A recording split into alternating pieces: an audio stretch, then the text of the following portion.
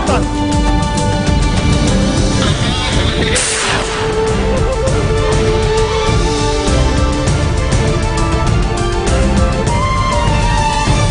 Good afternoon and thank you for joining us on Future TV. I'm Linda Tamim and these are today's top stories. Voting in Syria is underway in government-controlled territories in the first controversial elections in nearly 50 years. Prime Minister Tamam Slam calls on governments of the world to immediately support Lebanon to rescue the country's weak economy. And speaking in Poland, U.S. President Barack Obama announces plans to boost U.S. military presence in Europe. Voting in Syria is underway in a contest that President Bashar al-Assad appears certain to win amid fears of violence around polling stations.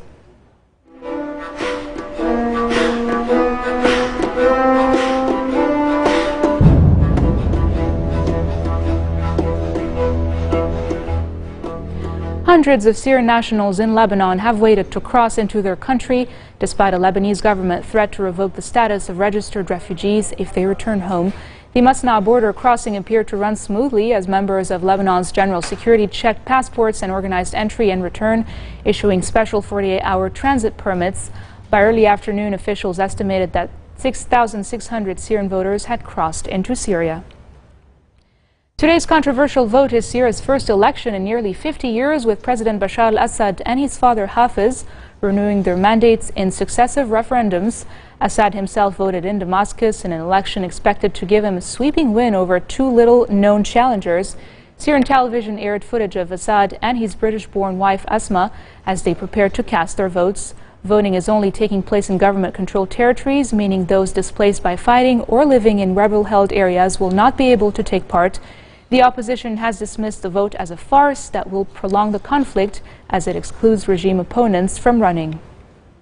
Assad, in the turmoil and the crisis that he had pulled the country into, he's trying to put this play where he's claiming that there are other candidates, people who are going to run against him.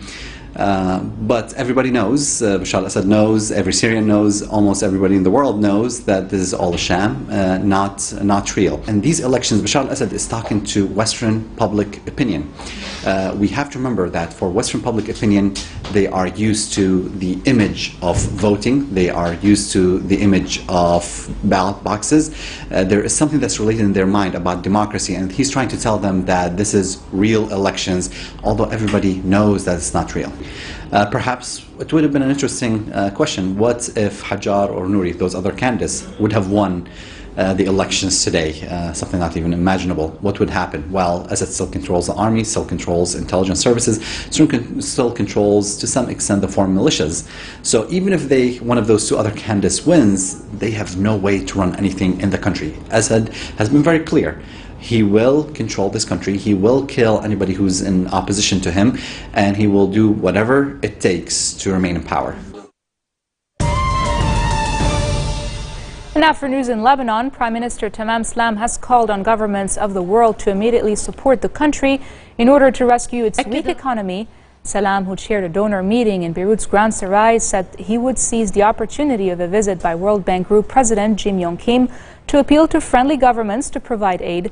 The World Bank president acknowledged the incredible strain Lebanon is under due to the refugee crisis, supporting Salam's appeal for urgent international aid. I'm really very excited and honored to be here in Beirut today. This is the first visit of a president of the World Bank in some 14 years. And I came here very specifically to express my solidarity and admiration for the tremendous efforts that the government of Lebanon and the people of Lebanon have made in absorbing a truly staggering number of refugees in relation to the population. As I've remarked on before, just to get a sense of the scale, strictly in terms of numbers, it would be as if the entire population of Mexico entered the United States over a 2 to 3 year period. And I visited some of the institutions today, a school and a social service provider, and felt the strain of the very, very well-trained staff's efforts to deal with the influx. The other thing that I noted, and those of you who are here also know this very well, is that there's a rising sense of resentment among the people of Lebanon as they lose their jobs, as they find themselves unable to pay their rent, as they find themselves in increasingly difficult situations and often not receiving assistance. So I really urge all of you to contribute to this process. You know, one of the things that has been a concern is will the donations be directly applied to addressing the situation? And we think that this mechanism that's now in place will assure that that happens. And I also want to make the point that I have worked personally in many very difficult situations. I have worked in many parts of the world, in Latin America and Africa, in Siberia, in many parts of the world. And in situations of conflict, often the most difficult problem is that skilled personnel and infrastructure do not exist. And so you have to build those in addition to making pledges. But in this case, what I saw today is that the infrastructure and the skilled personnel are there. And so the impact of donations to this trust fund will be very immediate. Military prosecutor Judge Sa'ir has charged Islamic cleric Hamad Bakri, who was arrested last month with belonging to terrorist organizations and for plotting to establish an Islamic state in Lebanon. Lebanese authorities have also issued an arrest warrant for Bakri for involvement in the clashes of the northern city of Tripoli, but he fled to an unknown destination in April. Bakri lived in Britain for almost 20 years before settling in Lebanon in 2005 after he was banned from London under government curbs following the underground and bus bombings that year. The Syrian-born cleric, who also holds Lebanese nationality, has denied he has any links to Al-Qaeda, although he said he believed in the same ideology. And coming up next, thousands of protesters demand a vote on whether to rid Spain of its royal family. More after the break.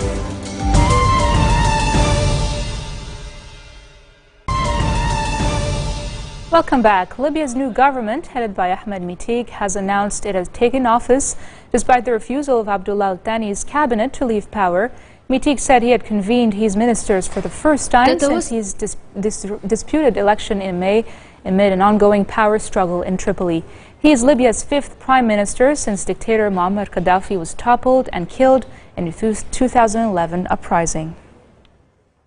Rami Hamdallah, the newly appointed Palestinian Prime Minister, has chaired the first meeting of the Palestinian Unity Government in the West Bank city of Ramallah. Hamdallah called on the international community to support the newly appointed government. This comes after the Israeli government said it would not negotiate with the new Palestinian government and authorized Prime Minister Benjamin Netanyahu to impose financial sanctions. Israel also said it would hold Palestinian President Mahmoud Abbas responsible for any attacks emanating from the Gaza Strip. Abbas, on the other hand, said the formation of the unity government, which formally ended his 7-year rift with the Islamist militant group Hamas, was a turning point in Palestinian history. Israeli troops have killed a Palestinian whom the military said had opened fire and wounded a soldier at a checkpoint in the occupied West Bank. The Palestinian mainstream Fatah group identified the man as a 30-year-old mobile phone shop owner and, along with relatives, accused soldiers of killing him in cold blood. The man's family said he was at the checkpoint awaiting a delivery of phones. Kuwait's first Deputy Prime Minister Sabah Al-Khalid Al-Sabah said countries of the Gulf Cooperation Council are eager to work with Egypt's new leadership on key regional issues. He adds that the GCC countries will be very glad to work together with Egypt after the election and the upcoming election of the Parliamentary of Egypt to continue the implementation of the roadmap.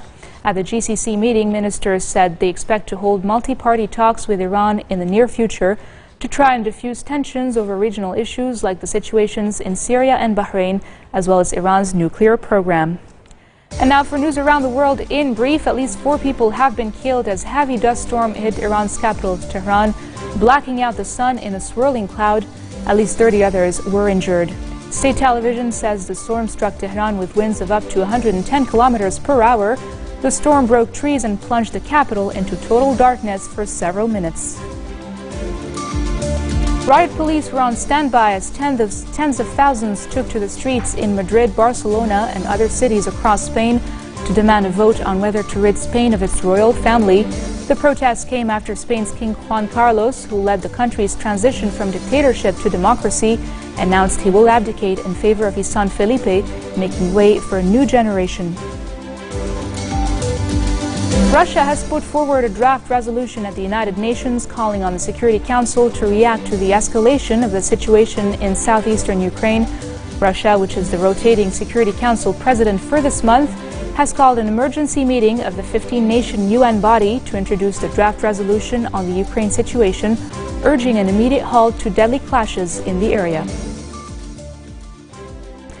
U.S. President Barack Obama has called on Congress to back a $1 billion effort to boost the U.S. military presence across Europe as he sought to ease anxiety among NATO allies who are wary of Russia's threatening moves in Ukraine. Obama was announcing the initiative during a visit to Warsaw, Poland, his first stop on a three-country swing through Europe. Today I'm announcing a new initiative to bolster the security of our NATO allies here in Europe. Under this effort and with the support of Congress, the United States will position more equipment in Europe. We will be expanding our exercises and training with allies to increase the readiness of our forces. And I know President Komorowski is a great champion of the effort to modernize the Polish military, and we welcome the announcement that he just made about an even greater commitment. We'll increase the number of American personnel, Army and Air Force units, continuously rotating through allied countries in Central and Eastern Europe. And we will be stepping up our partnerships with friends like Ukraine, Moldova, and Georgia as they provide for their own defense. I'm calling on Congress to approve up to $1 billion to support this effort, which will be a powerful demonstration of America's unshakable commitment to our NATO allies. We agree that further Russian provocation will be met with further costs for Russia, including, if necessary, additional sanctions. Russia has a responsibility to engage constructively with the Ukrainian government in Kiev to prevent the flow of militants and weapons into eastern Ukraine.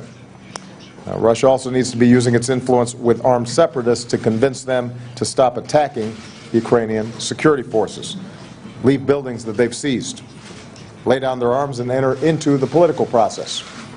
Meanwhile, the United States and Poland will continue to support Ukrainians as they embark on political and economic reforms. We're prepared to help facilitate a dialogue between the Ukrainian government and representatives of separatist regions.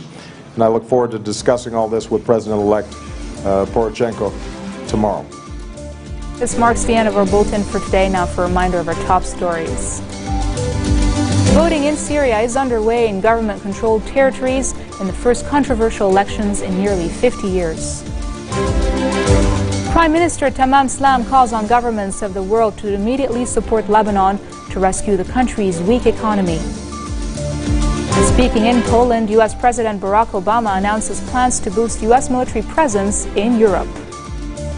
Those are your top stories for today. I'm Linda Tamim, and I'll see you again tomorrow for more updates. Take care.